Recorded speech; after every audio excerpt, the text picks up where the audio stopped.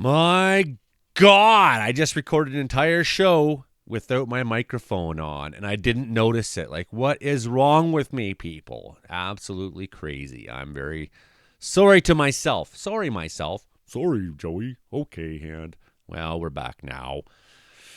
Okay, what do I got to talk about? We had an earthquake off the BC coast last night in the Juan de Fuca Plain area. Yeah, we had a tornado warning out there in Portland, Oregon. A little bit of land spout action. And a tornado up in South Dakota there yesterday, over in South Dakota. So we are into that spring convective behavior. What that means is, the warm air coming against the cold air, coming against the cold ground, the snowy ground and whatnot. It's making clouds stand up a little bit, get a little taller. We've seen that yesterday here in Wells. Just cumulus clouds just trying to stack up a little bit. Here it will start that way, then turn to grapple squalls, and then eventually turn to lightning, small lightning bolt cells as we get deeper into the spring. So we're looking forward to that weather change here. What else have we got on the docket today? Man, there's so much to talk about. There's a little bit of snowfall still throughout today and this afternoon in southern BC. But all in all, I think we're coming into a dry trend pretty soon for southern BC. Yeah, we have lots of Pacific anger out there, but we're not getting it. High pressure looking to establish itself at the beginning of March. Something I was worried about. We'll talk about all that and more. Hit like, share, subscribe, tell a friend. Thank you for coming here for part two, for take two. Let's go. There it is. This is bad news. My God. Falling out right now. Anything could happen. Get on! Wow. I'll watch the video later. They dry mopping this. So I'm going to have to streamline the show a little bit today because I had all these things about tsunamis I was going to talk about. We'll talk about that in another episode now. People and interior weather and wilderness watchers have questions for me about tsunamis. I had a number of strong storms go through the Portland area yesterday. At one point, 35,000 people had no power. Some of these were pretty well stacked up. Some of them had mammatus clouds, and this little guy here was capable of producing a land spout tornado. Never heard if that's the case. Not that uncommon off the Portland coast, off the west coast, off the Pacific Northwest even. We've seen some of this kind of stuff in BC over time. Some of these squalls that come onshore and have managed to get themselves rotating for just a little while. But the real fun was in South Dakota yesterday near Watertown. As you can see, this is on the ground right there. You can see that little bit of stuff on the ground. So you expect to see a tornado be this big, long condensation funnel, and you expect to see the cone of it, but sometimes that cone is not visible, and a trained eye, someone like myself, would see that dust flying up on the ground there and know exactly what's going on. Too early for this shit, says Jackie LaFountain. It is a little bit early, actually. Here's a way, buddy. That's a tornado on the ground right there. You're looking right at it, Alex. I think you're about to realize that you are. This is definitely a tornado happening. You can see the rotation. You can see how that cloud's moving, spinning. You can see how the bottom is. So South Dakota getting an early tornado. We're getting into that time of year where a little bit of south. It is, man. A little bit. That's a tornado. And you get that flow from the Gulf. You always see these American weather guys trying to explain tornadoes like, well, you got the cold, dry air from Canada. It's definitely on the ground, dude. You're learning. You're learning. Yeah, you when you see it, know it, okay? When you see it, know it. You know what you're looking at. Trust yourself. Trust yourself. You went there, buddy, looking for it, and you found it. And, of course, some coastal earthquakes going on still. We had a lot of earthquakes the last bunch of days. Make sure you go check out my complete guide to earthquake survival I put out about 2 or 3 days ago. A 45-minute long video telling you everything you might want to know, but there's still more to talk about. We'll come back with another video and answer some of your tsunami questions that people have, because there is the reality that unless, if this 5.3 happened like right there, maybe you'd have some tsunami issues for along the coast. But 5.3 is not quite strong enough to really generate a meaningful, damaging tsunami. You get into the strong 6s, you get into the 7s, yeah, you're talking.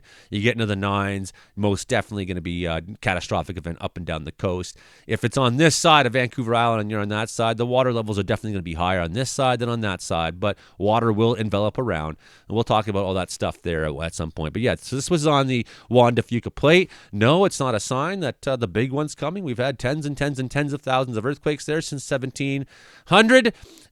So we expect that it's just blowing some steam off. That's good. If that plate becomes locked for too long and that pressure starts to build, that's when you're looking at the chance of a earthquake becoming very, very damaging, very, very powerful. So we like that steam to get let off. This is good. This is good stuff. Frontal system over the south coast will gradually weaken today. Periods of snow are anticipated anticipated tonight and Wednesday over the northwest ranges as the next Pacific frontal system approaches the north coast. It's all north coast stuff that they're getting here, right? It's really not a show for us in southern BC. We do have a bit of a snowfall warning for Highway 3, Paulson, and Kootenay Pass going on right now.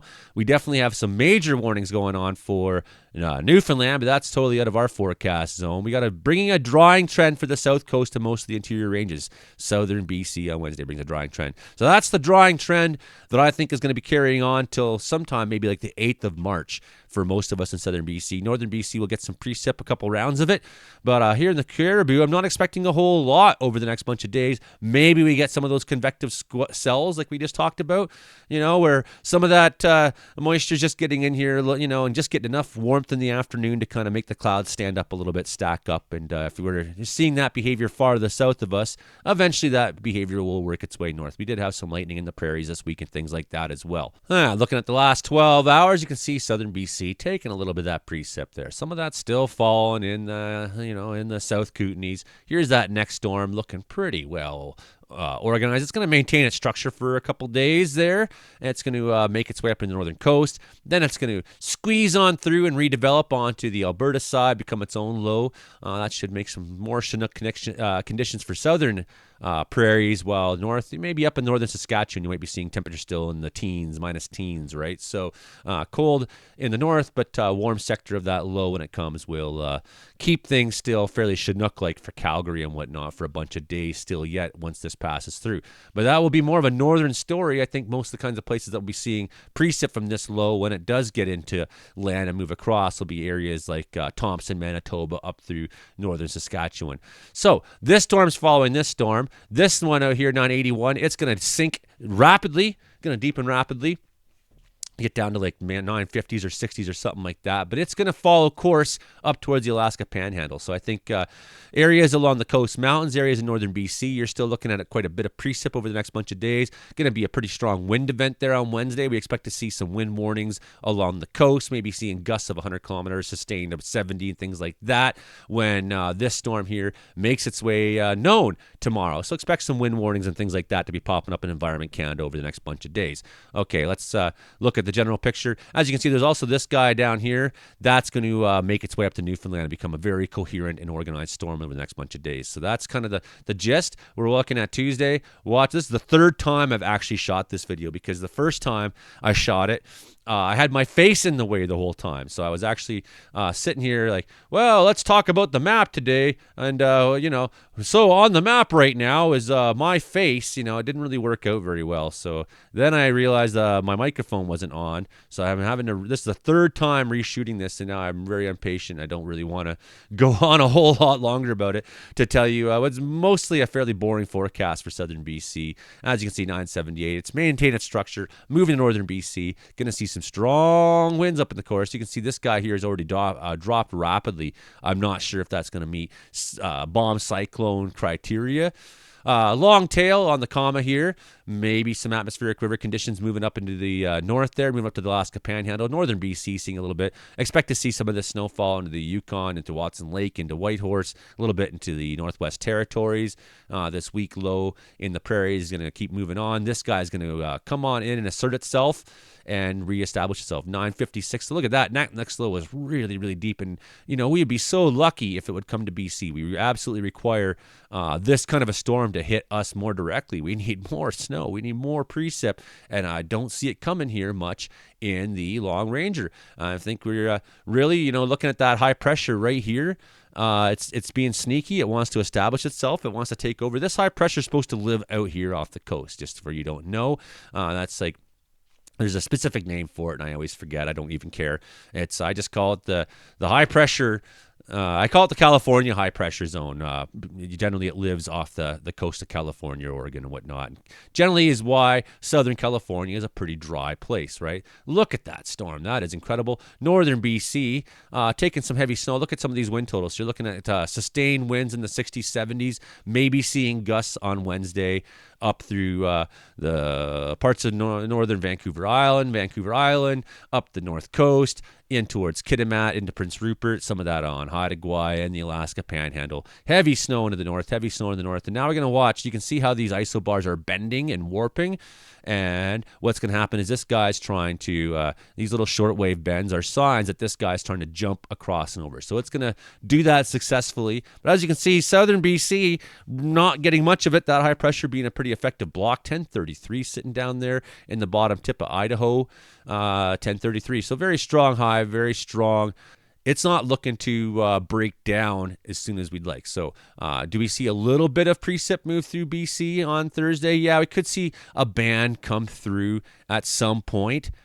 Here we go right here. This is really minor stuff though, right? Like I think the real threat here is a chance of a little bit of freezing rain or a mix of rain, some slippery conditions. Might see a bit of snow briefly here in the Caribou Mountains, but really this is the bottom side of this.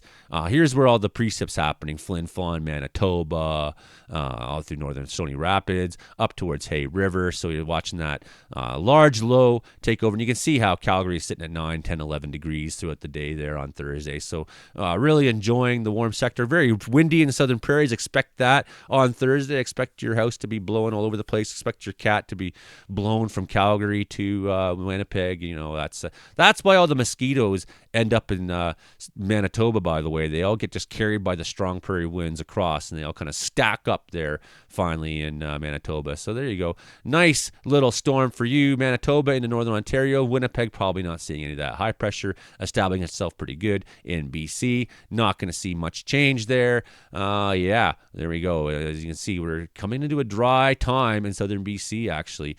Disturbingly, we really need this precip. We really need things to change around here. And as you can see, we're really looking this weekend at, some minor precip, maybe a little band moving through at some point. Really minor precip, and then we're going to come into a long period after that where the high pressure is going to be dominant. And, maybe until we get to Saturday the 8th or something like that, we're looking at maybe seeing a bit of a change. But we're probably going to start March on a dry trend, and that's not good. We really needed this moisture to pack in. We really needed a change here. We really needed BC to take more storms in the teeth, and they're just fucking off to some other direction for some reason. High pressures are not living in the places we expect them to live. This setup is bizarre, but we'll see if that happens. So yeah, I am concerned about our long-term prospects for fire season. I've been saying that already for about a month. We'll keep talking about that. We'll keep coming back to that story. We'll keep visiting on that. We'll try to get to something more on that tsunami topic that people are asking me about. If you want specific videos made on specific topics, certainly if you are a channel member and you're putting a couple bucks in to keep me going, feel free to say, Joey, I'm a channel member. Can you make a video on this topic? I'd be quite happy to. I'm always looking for ideas, and I think that people who support me should have the right to, it doesn't mean I can do everything all the time. If 50 people ask me 50 things, I might have to go with the one or two that I like the best. Right now, that's the only topic I really have from anybody asking me. Well, what would it be like where on my island where I live if a tsunami happened? And okay, you get the general picture. That's weather show so far for today. We'll keep coming at you with more. That was unbelievable. I did like 3 takes to get through this today, man. Like, where is my head? I just have no idea sometimes. I'm just so eager to get down and talk. I'm good at the talking part. It's everything else about being a YouTuber that I just completely fail at. So, anyways, I'm having a really good day, though. Having a really good day. Times are happy. I'm in a happy time in my life right now, thanks to a lot of different reasons. So that's what I'm going to say for today, friends. Take care out there. Enjoy the lovely weather. Bye now.